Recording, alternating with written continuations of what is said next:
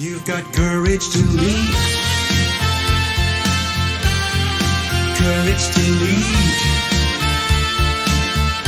Be brave and be bold. Whoa. Let it roar.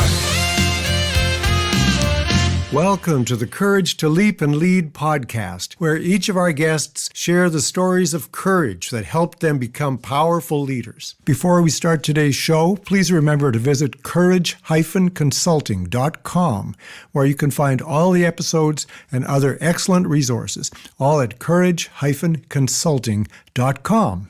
Now here's your host, leadership courage coach, 𝗀𝗶𝗰𝗵𝗵𝗲. Hello, everybody. It's Tuesday, and it's C.B. Bowman on Courage to Leap and Lead. And you'll notice today I'm wearing a color that I normally don't wear, but I think I'm rocking it, this sort of lavender, violet, purple. I'm super excited about it. I saw it in the store, and I thought, okay, you don't have that color in your wardrobe because I have a basement full of clothes, but that doesn't matter. You know how it is.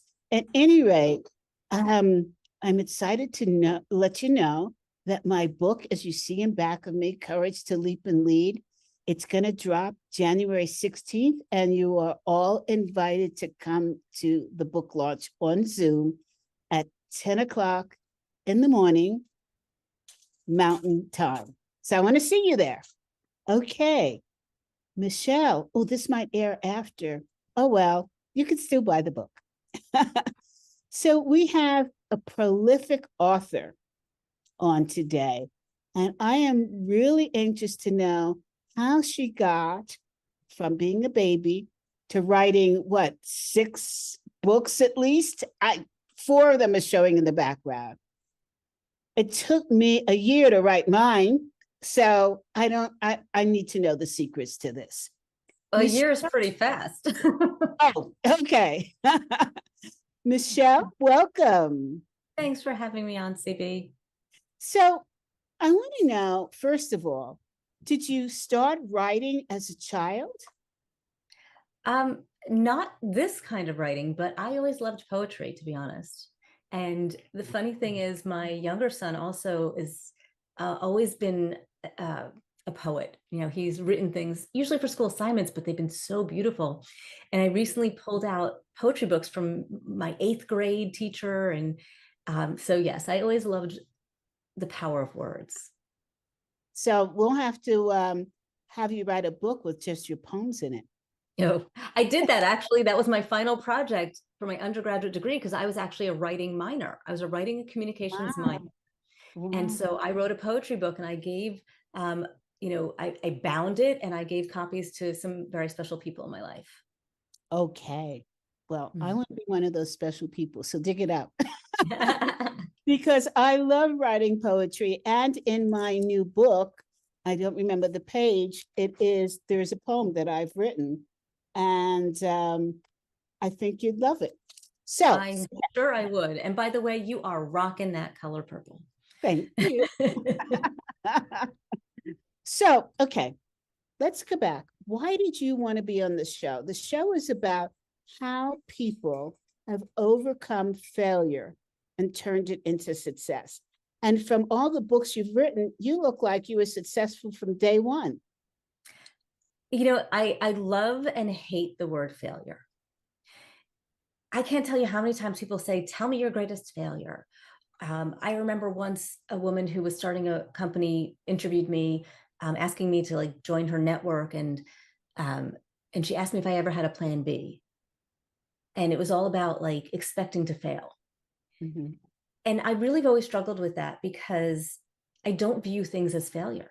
It's not really in my frame of how I look at things. Have I made mistakes? Of course. Have I not, always done things as good as they could be? Of course. But I don't view that as failure. I view that as learning. I like that. I like that perspective. And it is the perspective that I take in my book, that we really need to look at failure as a university of life, right? And you can't pay for that kind of education. So embrace it and use it. That is perfect. I love that. The University of Life. You know, you say, how did I get from a baby to here? Well, it was not direct, right? It was a little circuitous. And my undergraduate degree was in accounting. I'm an accountant. I am a Wow. CPA in 2 states, and I Wow. spent 10 years in finance. So, you know, was that a mistake? Did I fail? No. Oh my God, I learned and had a foundation, and I now have stories and credibility to teach leadership because I was supervising people when I was 22 years old. Wow. Wow. I was And not only that, having your own business, you can keep it rocking in terms of a successful return on investment. Well, I'm jealous. I'm jealous. I can do my own books, but I don't want to. Yeah. I mean, numbers and I we're not friends. And I am photographic for numbers. It was like one of those weird, you know how we have these weird special skills? I can't remember somebody's name for the life of me, but I can remember their telephone number. That's absolutely disgusting. My husband agrees with you. Okay, so tell me about your parents. Were they writers or numbers people? My dad was not a good student, never went to college. Actually, I'm the first person in my immediate family to graduate from college. Congratulations. Thank you. So my dad never went to your college. brothers and sisters? Your brothers and sisters? My sister never finished college. She's also an entrepreneur. My father was an entrepreneur, and my mother finished college a few years after I did. She in her 50s. I love it. Kudos to her. Yeah, I was so proud of her. What did she make? She always said, I have more credits than God and no degree. Because she just kept going to school, but nothing ever got her the degree. We don't even know what her degree ended up in. We were just so proud that she graduated. But, you know, where my dad was an entrepreneur in real estate, my mom, and my mom worked in real estate with my dad until they split.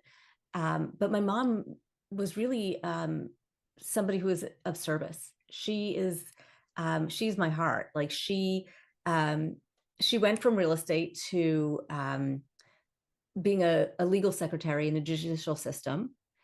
And for 10 years, she worked for Judge Brown, a female judge, a female African-American judge, and, you know, honored to serve in that office as a legal secretary for 10 years in the North County courthouse system. And after that, she moved into the Office of Welfare and so she stayed within the court system, but moved to advocacy and serving clients. And we used to be like in the Livingston Mall, and people would be, Miss Margot, let me tell you how things are going. And then my mom would somehow disappear, and these people would be saying, you know, I got to tell you how much your mom helped us. And then my mom would come back with Burger King for the whole family. Whoa. My mom had no money, right? My mom did not have money to spend on things, but she's like, they need it more than me. She is a beautiful woman. She is and was. I lost her in 21. I'm so sorry. You lost her. The world lost her. The world lost her. You know, I literally just wrote a blog around legacy and what lives beyond us. And this comes out of Scott and Jacqueline's book and Marshall's book of Becoming Coachable, where they said the only thing that lives past you are your relationships. Yeah. So my mom is still alive and kicking in the relationship she has with me. Absolutely. And you could tell you're a fiery woman. Holy Toledo. Got it all from Margot. That's a good thing. You know, it's interesting how our new technology has allowed people to reach out to us that we have long gone from our memory. We might remember the effects that we had on people, but not the actual story. And I received, I think it was in Facebook, a note from a woman telling me how much she appreciated the help that I gave her and the attention that I gave her. And Michelle, this must have been like 40 years ago. And I don't remember her or the situation, but she described it so beautifully. And I thought, I felt so good inside, you know? I generally feel good about how I interact with people when I'm not being an a-hole. But this just reminded, yeah, I can get there. But this just reminded me of positive impact that I've had on people. And I'm so grateful to her for that. And so I know your mom is just beaming about you and what you've accomplished. Oh, she did that alive. I'm sure she's up there telling everybody she loved to brag. Yeah. But I love what you just shared, because I actually keep a folder, in my Outlook for testimonials, because we get these emails and sometimes we're having a bad day, or sometimes we're like, does this matter? Does my work have impact? And I go into that folder, and I think the last time I looked, it was 286 emails that I received that have said something like, you've made a difference, or I appreciate this, or, whatever it was. It says, like, I got so much out of something that I did. I put them right in that folder just to remind me that it matters and I have an impact. That is an amazing, amazing idea. I'm going to start to do that. Thank you so much for sharing that, because in those times where we really need a boost, there's nothing like remembering that you made a difference. We all say we want to make a difference, but how does that interpret in your life? I believe that, being in the MG 100 community with you, as you know, can be a little intimidating, a little overwhelming. A little? A little? I'm under exaggerating, like, clearly, like, even you, I mean, everyone, like, it's like the things that you guys have done and the broad reach that you've had, and like, it's kind of like, how did I get here? How am I so lucky to be in this room? And I know I'm not the only one who feels that way. But I had to kind of recognize that maybe my impact isn't as big and loud and well known as everyone else's, but my impact is one person at a time. And I know that even though there might only be 286 emails of people who actually told me I had impact, I know that there's many people that didn't tell me. And so for me, legacy and impact is one person at a time. Well, it's kind of like the starfish story that I don't know if you know. Everyone knows the starfish story. The starfish story. And, it's a ripple effect, right? So, people who write me who say, for example, oh, I didn't get any business from being on LinkedIn. And so my question to them is, how's your business going? Oh, it's going great. Can you trace how the people who you're working with found you? Go way back. And there is some connection to LinkedIn if you're on LinkedIn. It's a ripple effect. You can't, I learned this when I was with General Foods and marketing. You cannot claim return on investments as a solo event, because there's so much that goes into that perspective, right? It's and I cringe when I hear coaches say, well, I've measured my return on investment with my client, and this is how you do it. I go, so maybe you want to take a course in marketing, a basic course in marketing, and understand that you cannot solo this and say it's all because of you. Oh my God. So it's like, me, because my work is all about relationships and understanding. So my last book, The Connector's Advantage, the concept is basically whatever it is you're working on or working towards, you're going to get there faster, easier, and better through your connections, through your relationships. And as you just said, you can't account something to solely one thing, and certainly not solely to yourself. I can trace almost every success I've ever had to a relationship, to a connection, to a person, whether it was in the background or the forefront, that helped make that happen. And, being part of the MG100 community and everything that's come out of that. How I heard about it, how I got connected to Marshall, who nominated me. There's so many people to thank in the success of your life, and to understand that it isn't ROI, it is just relationship. Yeah. Relationship on investment. We've redefined it. Yeah. Relationship on investment. I have to think about that one, because yes, we invest in our relationships and we get a return on those relationships, but I don't even think of it that way, because I just I feel like it's organic. Mm-hmm. And it doesn't have to be so strategic and so tactical, that Well, when you have yeah. the mindset of a connector, when you embody those beliefs and put relationships first, and seek to have a giving spirit, and come from a place of abundance and trust and have a clear vision. And these are some of the mindsets I talk about. The rest just unfolds.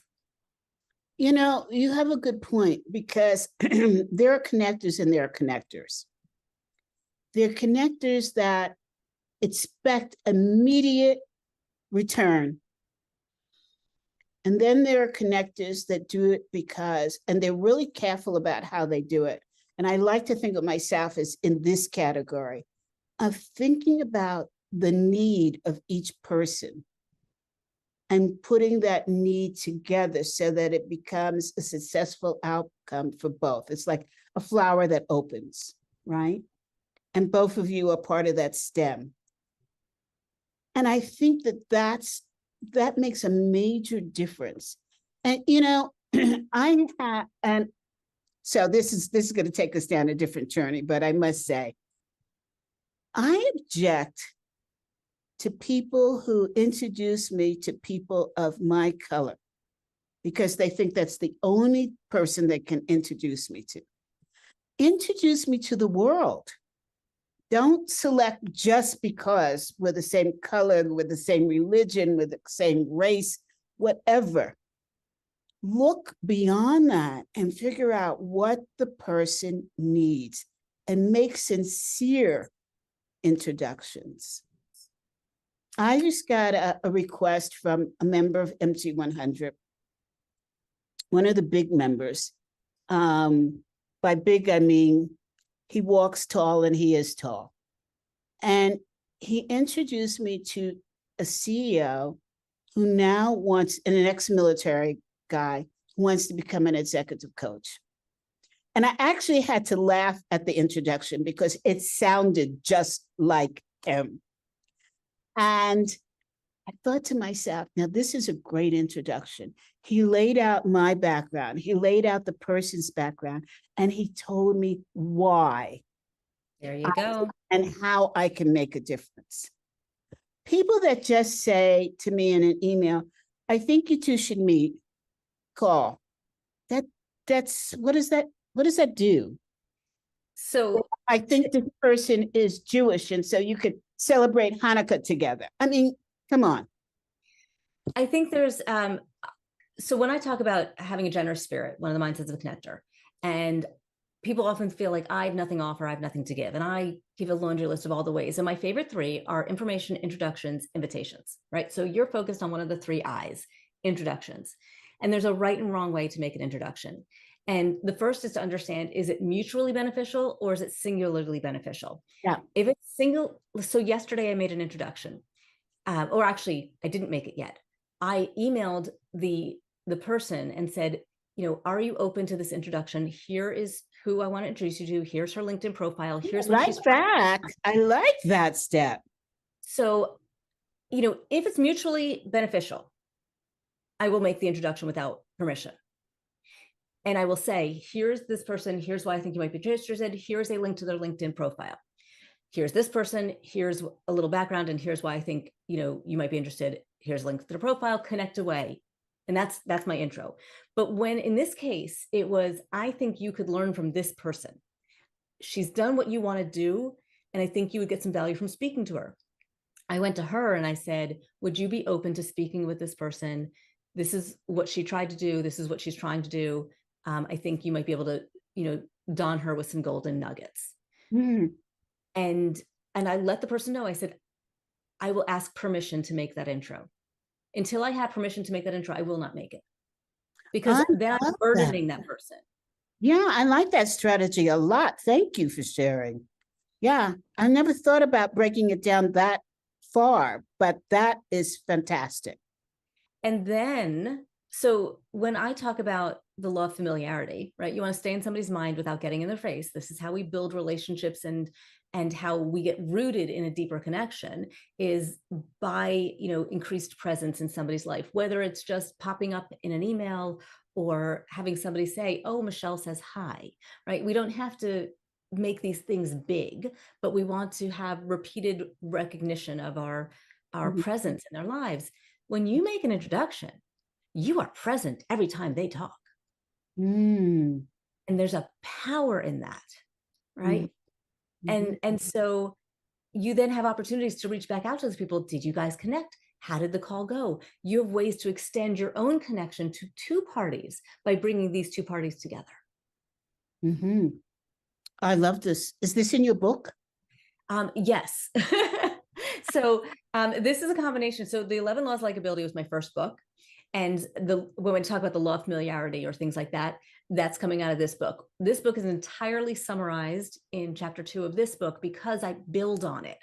So, to save somebody from having to read 1 versus 2, I give you all the foundational concepts of the likability book in the Connector's Advantage so that you can build off those concepts and move from I'll explain the story because I'm laughing because I'm remembering my brother-in-law coming into my office as I'm working on the Connector's Advantage. He goes, oh, another networking book. And I'm like, no, this one's about being a connector. And he's like, what's the difference? And oh my God. And I looked at him and I'm like, that's a really good question. And I had to think about it for a moment. And in 30 seconds, I just looked and I said, networking is something you do. A connector is who you are. And that became the last line of the book. I like that a lot. What does he do? My brother-in-law, he's an entrepreneur with my sister. She hired a whole family of entrepreneurs. Yes, we are. She hired him and married him. Now that's connection.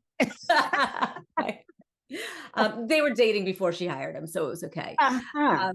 But when we think about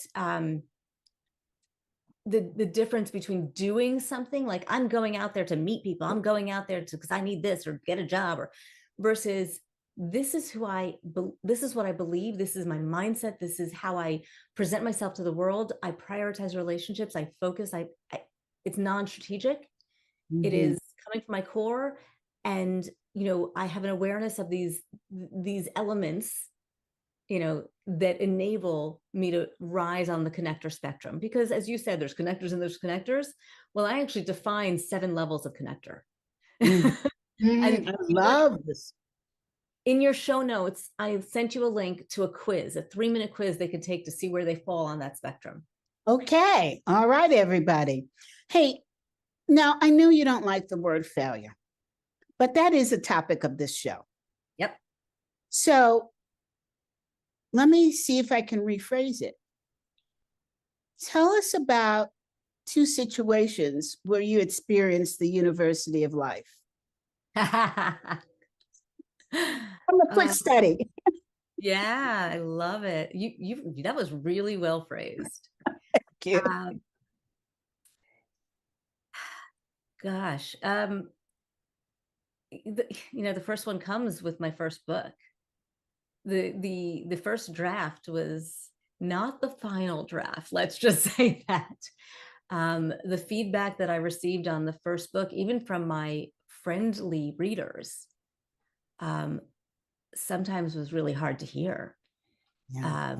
So,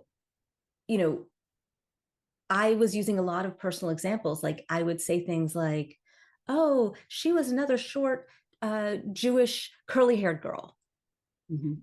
And one of the women who read the book, she's like, you reference being Jewish so many times. I almost, if I didn't know you, would feel like you only wanted to be friends with Jewish people. I was like, oh, Whoa. like Whoa. that was like, oh, wow. Like, Yeah, and that's something you would see yourself. no, and so persevering in the wake of 17 pages of feedback from the publisher. Mm. And the possibility of them almost dropping the book, to taking the feedback in, hiring a editor to help me parse the feedback and explain to her what I was trying to communicate, and going from we might drop you to you've been selected as the second lead book and we are putting money behind your promotion and you're getting a print, online, and radio campaign. Wow. Wow. Yeah. How did you, I don't know if you remember this, but how did you take that feedback in a way that you weren't crushed? Oh, I was crushed. Oh, okay. Second question. But I can still answer that question. How do you manage being crushed step by step? Okay, go. Okay, so I'm going to tell you another story because I love stories. Yes. I believe there is a lot of similarity in management of others and self and motherhood. And so when I think about when my kids are struggling with something when they were young, I had a little kitchen timer and it was a duck. And when the duck timer went off, it would quack. And when my kids were struggling with something, I'd be like, is this a 5-minute struggle or is this like a 13-minute struggle? Like, how much time do we need to like release all of this angst? And they would come up with a number. I'm like, oh, 7 minutes. Okay, got it. Let's put the duck on.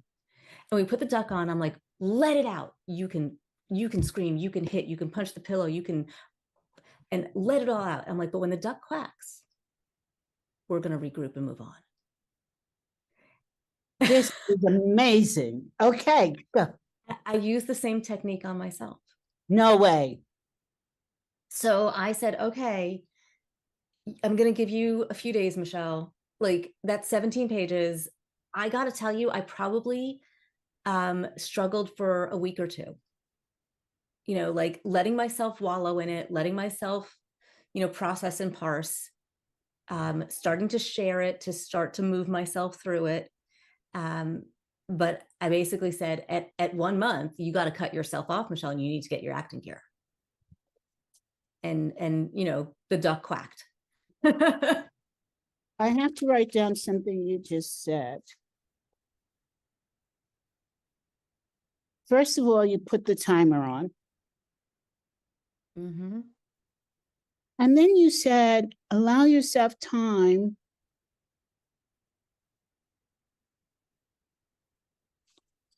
to move through it. Yeah. We need processing time. We need feeling time, right? So the immediate, like the timer, the first timer is just, wah, right? This is terrible. Like releasing all the emotion, because you can't work through it until you release some of it in a safe way, right? Then it's processing and parsing. Like, okay, 17 pages wasn't all bad feedback. Maybe only 8.5 pages were bad feedback, and 8.5 pages were like, hey, I liked this part. And let me look at this again. And let me like, hey, you know what? I agreed with that comment. And, my proposal writer suggested this, and I don't know why I listened to him. And that was a good, and so you just start to like break it down. And then it's like, okay, I'm done with that. Now let's act. Now let's get my show on the road. Stop. We're done with that. Now it's time for action. And so it's almost like the stages of grief in a way, right? Like we have to go through stages. And when we hit a hurdle, part of emotional intelligence is understanding how to be resilient and act in the face of an obstacle. If we don't allow ourselves some of that process time, some of that emotional release, those actions might not be as well taken.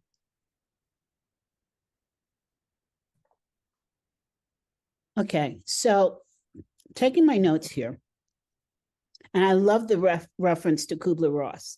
How do you know how much time to allow for this grieving period? It's a decision. And I think it's one that you set for yourself. So for example, my publisher gave me 60 days to turn around the notes.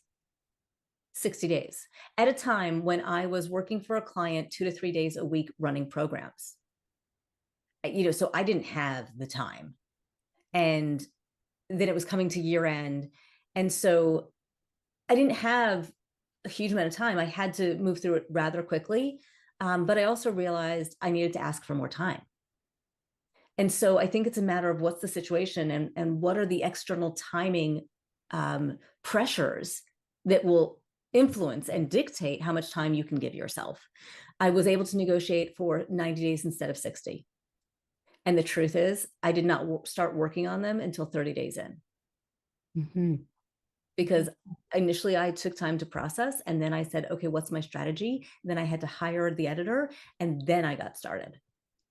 But there was actions leading up to it, but I didn't really start touching the work of the book for a full month.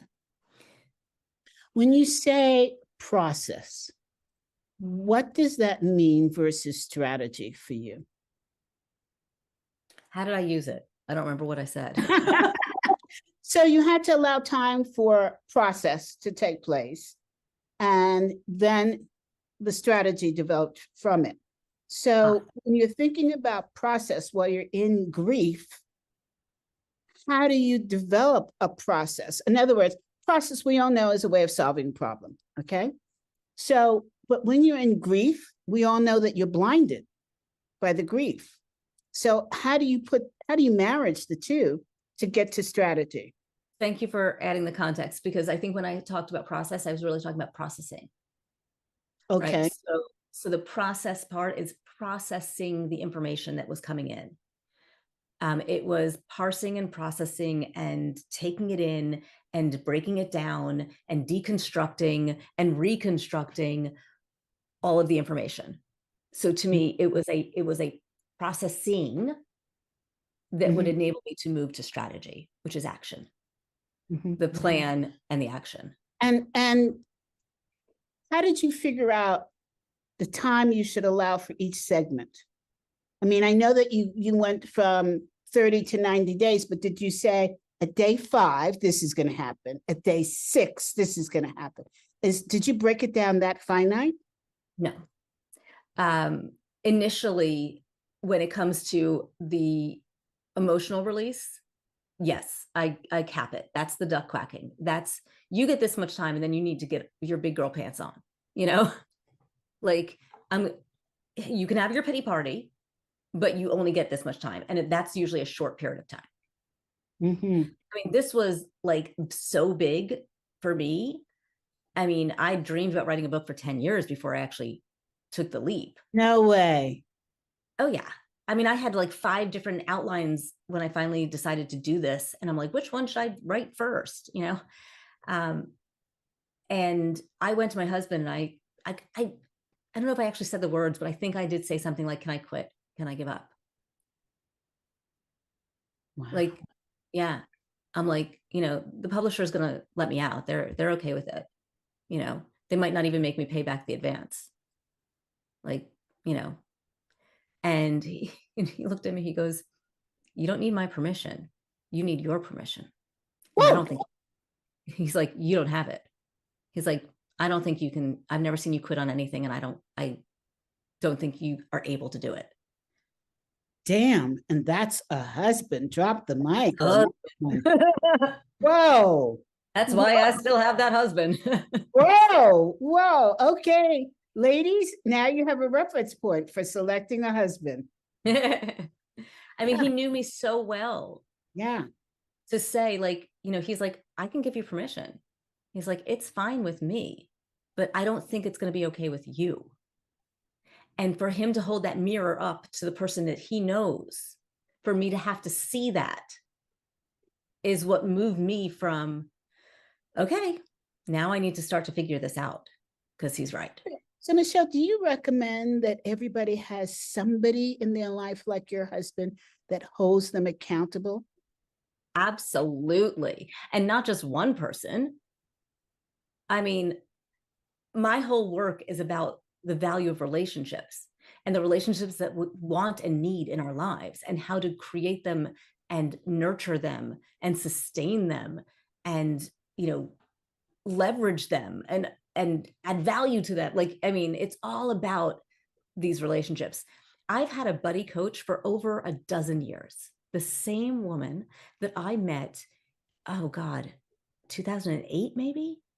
We were both speaking at the Columbia Women in Business Conference, and we couldn't figure out how to get into the building in February in the snow, and she was wearing purple suede shoes, and I was like, I love her already. I'm like, purple suede shoes in the snow, we're going to be friends.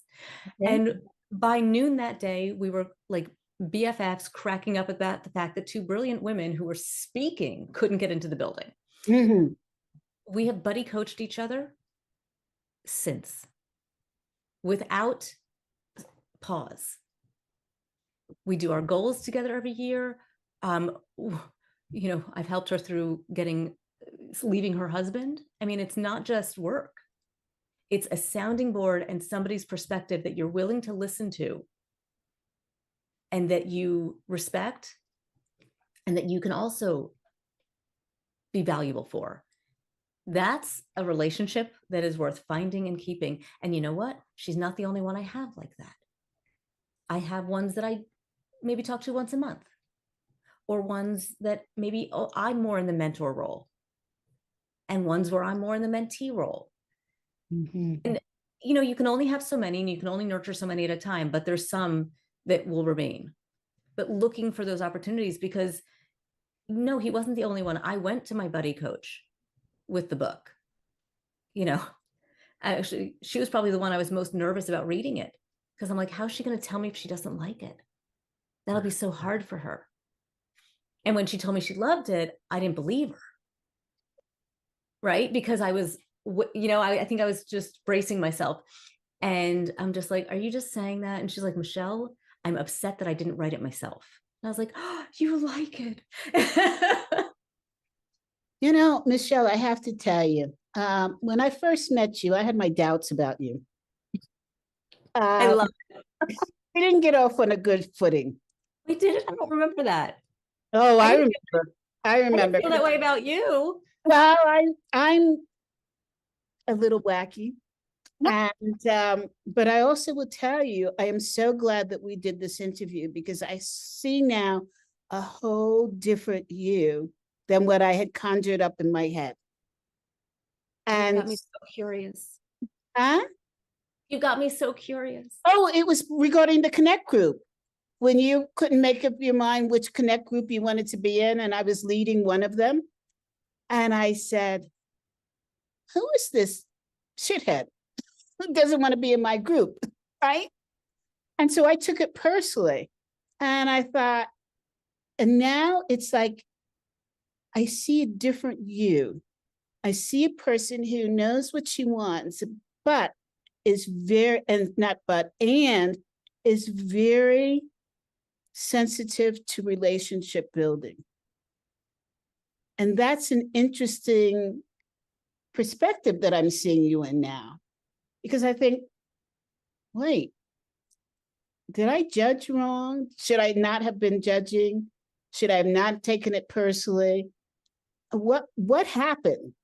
So it gives me an opportunity to sit and analyze myself and how I react to people. Thank you so much for sharing this, because one, I had no idea that you felt that way. So my first is to apologize and own for making you feel anything less than.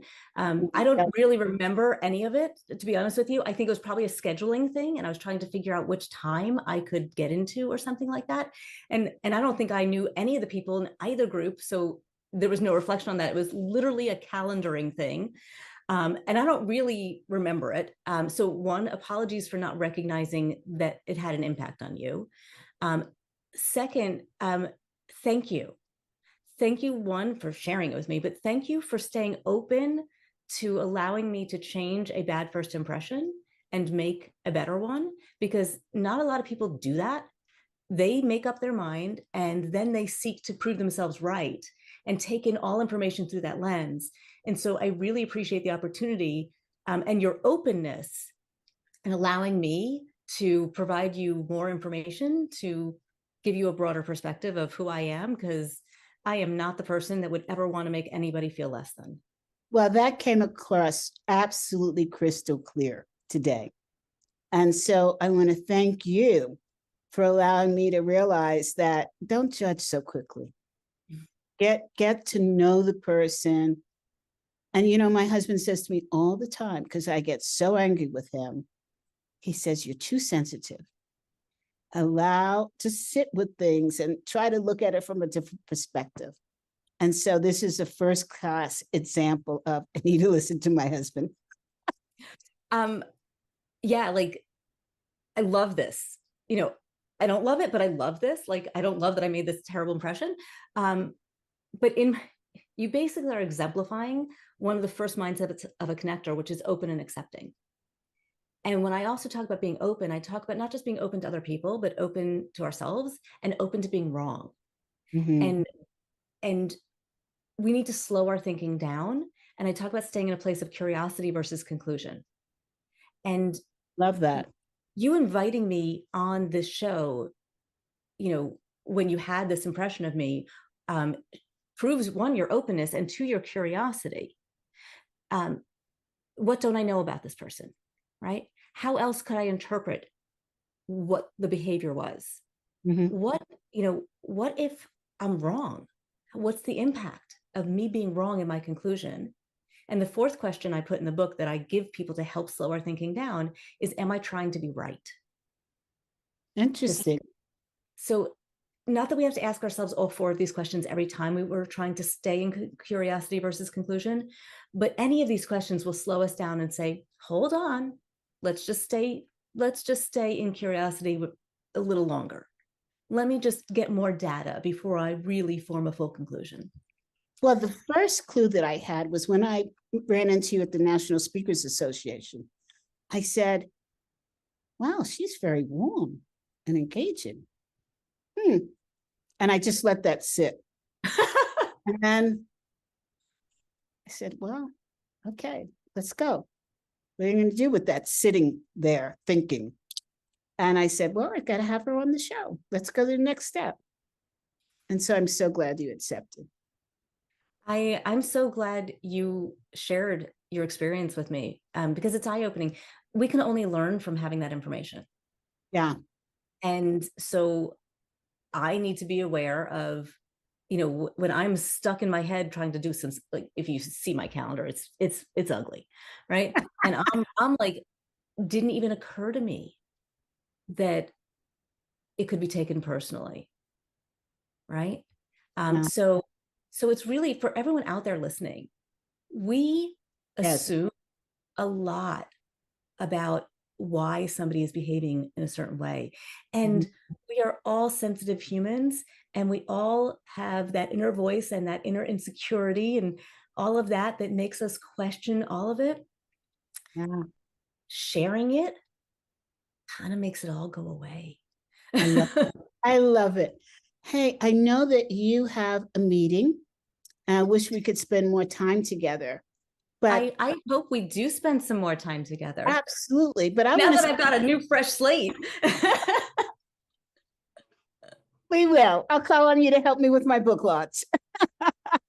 I'll be right there for you. Thank you. Thank you. I just want everybody, this book is amazing. The Connector's Advantage. It even sounds like, you know, you are going to win at connecting people. And I love that concept versus the drudgery of, oh my God, especially for introverts. See, here's my little princess here, carrying on. Paris, She thinks we're under siege because the garbage. Oh, I understand. Mine protects our garbage at all costs. But I'm just so glad that we've had this time together. And everybody out there realize that connecting is about how you use your heart with other people. I love that. Michelle, thank you. Thank you Thank for you. holding the space for me. I am so glad to get to know you. Likewise, I feel a closeness to you that I didn't feel before. And I think it's because you shared and now we can clear it. Yeah. And so thanks for that second chance. Thank you. Ladies and gentlemen, please think about people that you've said no to in your life emotionally and see if there's any wiggle room in there. This is CB Bowman. Courage to Leap and Lead with my special guest, Michelle. I'll see you on Tuesday, next Tuesday. Bye now.